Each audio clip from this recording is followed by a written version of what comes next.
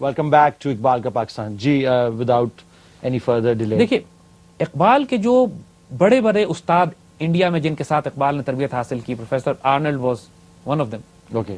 اور اقبال جب یو کے گئے ہیں تو آرنلڈ آلریڈی وہاں موجود تھے، اینڈ ان دونوں میں بہت محبت کا تعلق تھا آپس میں. Arnold was a good Christian, good historian, good philosopher, اور اقبال کو بھی بیٹے کی طرح انہوں نے، ایک شفیق باپ کی طرح انہوں نے اقبال کی تربیت کی. اور آرنلڈ کے انتقال پر تو اقبال بہت دکھی ہو کے ایک نظم بھی لکھی تھی انہوں نے. Arnold really worked very hard, he loved his people. یعنی اقبال کے بارے میں آرنلڈ نے کہا تھا، جس کا مفہوم کچھ یہ بنتا ہے کہ یہ ایسا شاگرد ہے کہ جو استاد کو ریسرچر اور ریسرچر کو ریسرچر ترین بنا دیتا ہے. یعنی اس قسم کا استاد اگر کسی شاگرد کسی اگر استاد کو مل جائے تو وہ استاد خوش نصیب ہوتا ہے اگر ایسا شاگرد مل جائے. اقبال کے بارے میں آرنلڈ نے that is a very the greatness of the teacher also, greatness of the teacher who recognizes this. تو وہاں پہ آرنلڈ کے بعد نکلسن ایک اور پروفیسر تھے جنہوں نے بعد میں اقبال کی کتاب اسرار خودی کا ترجمہ بھی کیا اور پوری دنیا میں اس کو تقسیم بھی کروایا. اقبال کے کلام کو مغرب میں انٹروڈیوس کرنے والے خود انگریز تھے، یعنی وہ لوگ جو ریکگنائز کر رہے تھے اقبال کا پوٹینشیل. اقبال نے اس دور میں جب جرمنی جا کے، خاص طور پر جرمن لٹریچر کا، چونکہ فلسفی ان کا سبجیکٹ تھا، اور جو سبجیکٹ انہوں نے چنا وہ بھی غیر معمولی تھا، the development of metaphysics in Persia. یعنی فارس میں ما بعد الطبیعت فلسفے کا ارتقاء. یعنی اردو بڑی بھاری ہو گئی ہے یہ، I'm sure کہ ایک لفظ آپ کو سمجھ میں نہیں آیا بعد الطبیعت. لیکن the fact is yes, metaphysics, وہ چیزیں جو فزکس سے اوپر ہوتی ہیں، وہ چیزیں جو عقل میں نہیں آتی، دوسرے لفظوں میں اسپرچولیٹی. فارس میں، ایران کے مسلم لٹریچر میں روحانی کلچر کا، روحانی تہذیب کا ارتقاء، اس کے اوپر پی ایچ ڈی کیا اقبال نے. اور اس کی کمال سبجیکٹ دیکھیں کتنا ماسٹر پیس. اور اس کی وجہ کیا بنی؟ ایک تو یہ کہ انگلینڈ جانے سے پہلے وہ عبد الکریم الجیلی کے کلام کے اوپر خاصا کام کر چکے تھے. محی الدین ابن عربی کی ساری کتابیں اور بڑی بڑی فتوحات مکی اور ساری کتابیں تو گھر میں ان کے پڑھائی جاتی تھی، والد پڑھاتے تھے. So he had a strong background of metaphysics and strong background of spirituality and especially oriental فلسفی. وہاں جا کے جرمنوں میں ایک خاص کمال اور عجیب بات یہ کہ دیکھیے، جب لوگ یہاں سے یورپ جاتے تھے پڑھنے کے لیے، اور انڈیا سے جتنے لوگ پڑھنے کے لیے جاتے تھے وہ انگلینڈ جاتے تھے، بیکاز انگلینڈ کے 9 آبادی تھے، انگلینڈ واز دی کولونائزرز ہے. تو جو جاتا تھا انگلینڈ جاتا تھا.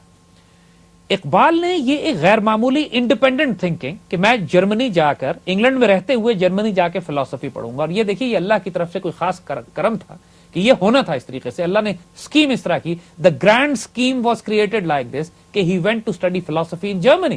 فرانس بھی جا سکتے تھے، کہیں اور بھی جا سکتے تھے. جرمنوں کا کمال یہ ہے کہ Germans are extremely close to eastern فلسفی، اسپیشلی مسلم فلسفی.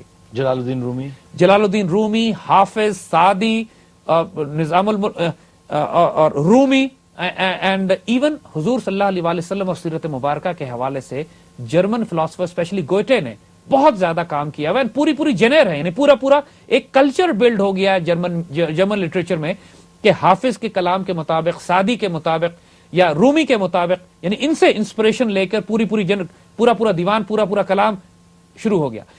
سو جب اقبال یورپ پہنچے ہیں اور جرمنی پہنچے ہیں اور وہاں جرمنز مسلمانوں کو پڑھ رہے ہیں تو Iqbal their influence on Iqbal was intense. He realized that he knows everything already which he's come here to study. جس کو یہ مغرب میں پڑھنے آئے ہیں، مغرب مشرق کو پڑھ رہا ہے. اور ان کے والد صاحب یہ سب باتیں تو اقبال کے گھر میں اقبال کے ہوتی تھی. اور فارسی جاننے کی وجہ سے جو بہت بڑی اسٹرینتھ اقبال کی تھی کہ because of being an absolute expert on Persian. اور مزے کی بات کہ اس وقت تک اقبال پرشین میں شاعری نہیں کرتے تھے، شاعری ان کی ساری اردو میں تھی. And he never took poetry to be very serious. In fact ایک پوائنٹ ایسا بھی آ گیا، یعنی بدنصیبی ہوتی ہے امت کی، ایک پوائنٹ یورپ میں ایسا بھی آ گیا کہ اقبال نے فیصلہ کیا کہ میں شاعری بند کر دوں گا. میں شاعری نہیں کروں گا، and I'm going to study philosophy اور اپنے سبجیکٹ کر کے پڑھنے پڑھانے پہ، ٹیچنگ پہ، اس قسم کے سبجیکٹ پہ، شاعری ویسٹ آف ٹائم.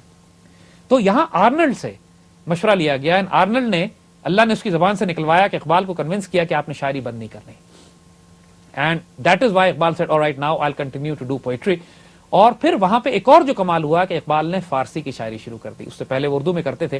اس کی کیا مین اس کی ریزنز کیا تھے؟ بیکاز دی اورینٹلسٹ جو انسپائرڈ بائی دی اورینٹلسٹ وہ سارے پرشین پڑھ رہے ہیں. ایگزیکٹلی. جرمنی میں جا کے انہوں نے جس کو پڑھا، یعنی پورا جرمن لٹریچر یا جرمن اسکالرز جس لٹریچر کو پڑھ رہے تھے اورینٹ میں، دیٹ واز پرشین.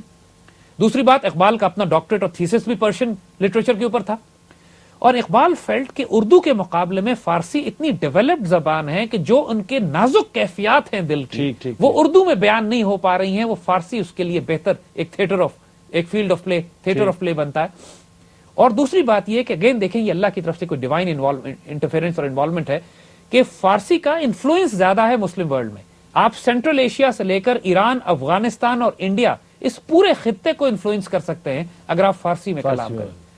تو Iqbal then suddenly moved into Persian, اور ایسا کمال کا فارسی کلام ان کا نکلنا شروع ہوا یورپ میں کہ جس نے فیسنیٹ کر دیا ان کے دوستوں کو بھی کہ پہلے آپ نے فارسی میں شاعری کیوں نہیں کی. And he said, I never experimented. This thing never came on to me. اور یہ اگین آپ دیکھیں گے the main reason was کہ the Persian language at that point in time was far reaching than the Urdu language itself. Urdu language تو میرے خیال سے زیادہ تر ہندوستان میں محدود تھی, اور باقی سارے جو ایڈجوائننگ مسلم اسٹیٹس یا افغانستان یا یہ سارے جگہ پہ فارسی زیادہ. تو اب اقبال کے پاس 2 پیرلل ڈومینز چل رہی ہیں, بلکہ 3 ہم کہیں گے. ایک طرف وہ تمام اپنی وہ جرمن فلسفی, اور ایک فلسفی بھی وہ کہ جس نے اچھی طرح مغرب کے پورے فلسفی کو سمجھ لیا, نیٹشے کو, گوئٹے کو, اور تمام اس زمانے کی جدید کنٹمپریری فلسفیز اس کو اسٹڈی کر کے اس کو کمپیریزن کیا اورینٹل فلسفی کے ساتھ. آکسیڈنٹ ورسز اورینٹ کا جو بیوٹیفل کامبینیشن اقبال کو ملا جرمنی میں. دیکھیے انگریز بائسڈ ہو جاتے ہیں, جرمنز بائسڈ نہیں تھے, Germans were more pure. Iqbal ہمیشہ جرمنز کو پسند کرتے رہے. And the teachers Iqbal got, again one of them was a lady Emma Wegenast, her name was Fraulein Emma Wegenast. She was younger than Iqbal, but again an expert on languages, expert on philosophy, expert on German literature. اور اقبال کا ان کے ساتھ ایک بہت روحانی تعلق قائم ہو گیا. And 1907 was the last perhaps when Iqbal saw her, جب وہ جرمنی میونخ سے آ کے واپس آ گئے. لیکن apparently وہ ان کی آپس میں correspondence 1934 تک ان کی correspondence رہی ہے. And Emma Wegenas passed away in 1964. 64 تک وہ زندہ رہی ہیں. اور ہائیڈلبرگ میں جہاں پہ اقبال کا قیام تھا, انٹرسٹنگلی جرمنز نے اقبال کو اتنی عزت دی ہے کہ آج بھی اقبال کا وہ گھر سلامت ہے, وہ درخت ہے جہاں پہ اس کے نیچے بیٹھ کے اقبال پڑھا کرتے تھے. اچھا. اور وہ ایک سڑکوں کا نام بھی انہوں نے علامہ اقبال کے نام کے اوپر ہائیڈلبرگ میں رکھا ہوا ہے, ہائیڈلبرگ یونیورسٹی میں جہاں پہ قیام تھا اس پوری یونیورسٹی وغیرہ کا. So Iqbal German influence on Iqbal was extremely intense. وہاں پہ جا کے جب مغربی اور مشرقی فلسفہ معاشرے کا بھی تقابل انہوں نے کیا, دونوں معاشروں کو بھی قریب سے دیکھا, اس کی ڈیپتھ کو بھی دیکھا, اس کی فلسفی کو بھی دیکھا, مغرب کی فلسفی کو دیکھا کہ اس کے پاس امورالٹی ہے, اخلاقی زوال ہے اس معاشرے میں. اور امیزنگلی آپ حیرت زدہ ہو جاتے ہیں اقبال کہ 1907 میں اقبال نے یورپ میں ایک نظم کہی, ہم تھوڑا سا اس کو کوٹ کرنا چاہیں گے آپ کو یہاں پہ, کہ جس کو اقبال کہتے ہیں کہ مجھے خود نہیں پتا کہ میں نے یہ کیوں کہی. 1931 میں. تو وہ نظم ہم تھوڑی دیر میں پھر آپ کو بتاتے ہیں کہ 1931 میں کیمبرج کے اسٹوڈنٹس کے آگے اکنالج کیا اقبال نے کہ جو 1907 میں نے نظمیں کہی تھی مجھے خود نہیں پتا تھا میں کیوں کہہ رہا ہوں, لیکن مجھ سے کہلوائی جا رہی تھی. اور the source is divine. Source is divine, and this is a divine intervention called the break. So we'll see you after the break.